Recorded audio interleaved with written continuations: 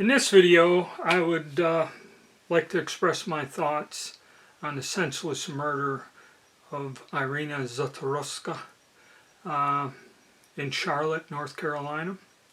But before we get into it, if you would please hit the subscribe and like button. I'm putting these videos out on my alternative channel on YouTube because I've been suspended and I can't post.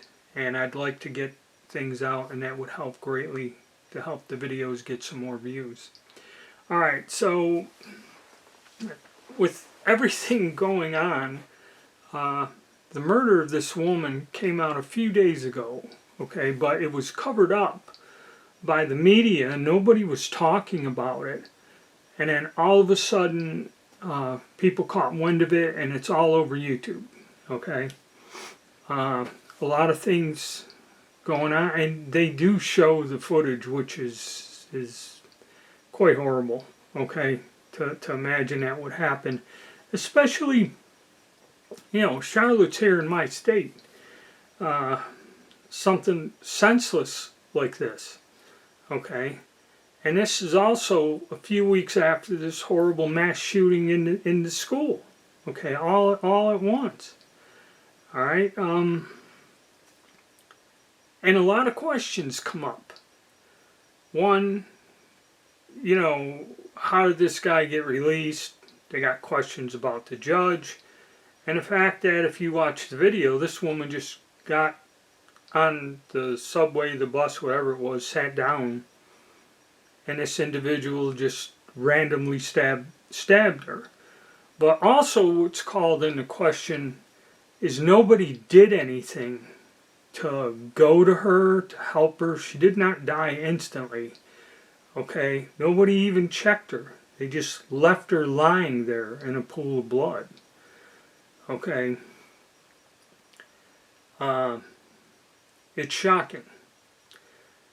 Now, like I said, I don't believe in coincidences or something. This may be a random act, but what's happening in our society, okay? First we have another mass shooting. Again, this was, you know, in that school where them children were going to mass for the first school. This individual went and, you know, killed these children, all right? And deranged person left a diary. At least this time they showed the manifesto or whatever was going on. There were several other instances where these people have left behind some kind of strange documents or writings, but they were never made public. Okay. Then this girl's murder. So everyone's shocked and appalled of people being murdered in a church. Then we have this woman just randomly murdered, and the details of this were quite shocking and horrific. And again, our society starts falling apart and accusations flying. A lot of people are upset over this. And then we have the assassination of Charlie Kirk, okay, which that's kind of eclipsing the other two things, but it is showing that our society as a whole is rapidly collapsing at probably one of the worst times in our history. Like I mentioned in my other video, you know, a few years ago when we had these rioting in cities, you know, Minneapolis was burnt down, Georgia there was rioting, even in Greensboro they had some sort of a protest riot thing where they smashed windows and damaged a lot of things downtown. Okay, we all kind of thought this was gone.